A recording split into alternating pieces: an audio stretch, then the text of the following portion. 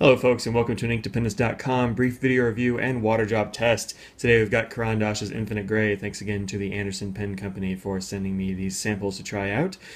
You can see up at the top here that it's actually fairly thin. Up here where it says Infinite Gray.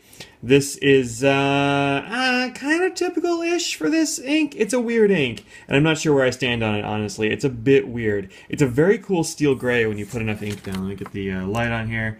You can see here, it sort of vacillates between really dark, dense color and really light color. That's kind of what you get on this Rhodia. On other papers that are more absorbent, it does tend to be a bit in between these. It's kind of hard to represent it well on Rhodia because the ink is kind of thin. And so that leads you to this kind of wonky, almost kind of shading thing. But when you put enough ink down, it's this very cool color, and I really dig it. But most of the time you get something more like this little scribble right here. This is actually a pretty good representation, I suppose, which is kind of it's a light gray for me. It's not great. But this steel gray color, if you've got something that's a really dark, or rather a really wet pen, find that wet nib and put this ink in there, because that might be just the ticket.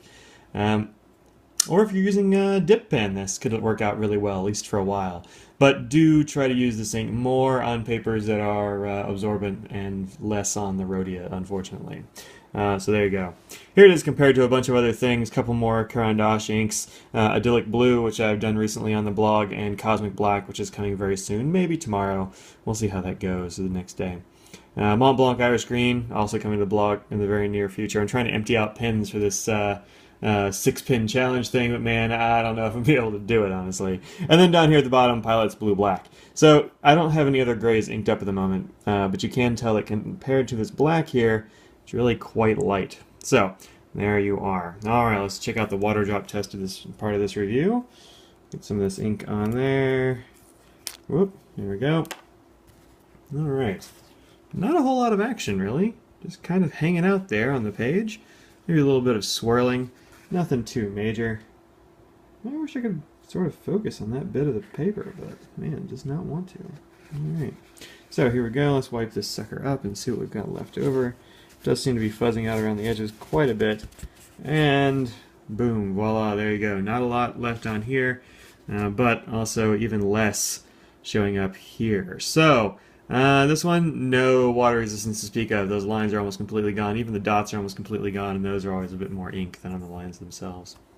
Here's what the chromatography for this ink looks like. And unlike yesterday, or I guess depends on when you're watching them, here's the Idyllic Blue, which was just blue. Check that one out on the YouTubes and on the blog. This one has all kinds of colors in it. I've found a lot of these grays are actually made up of a lot of different colors. It's not just a light black or anything like that. Here you certainly got a little bit of purplish tone down toward the bottom. This is, of course, where I started out with the ink drops.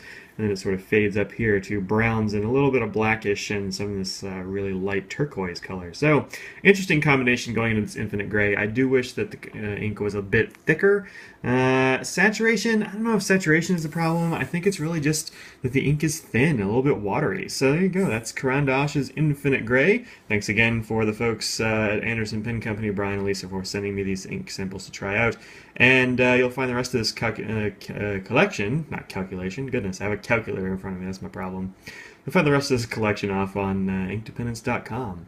If you like what I do here on InkDependence.com, please head over to patreon.com/InkDependence or follow the link on the blog to see how you can help out the Ink Dependence cause. Peace out, y'all.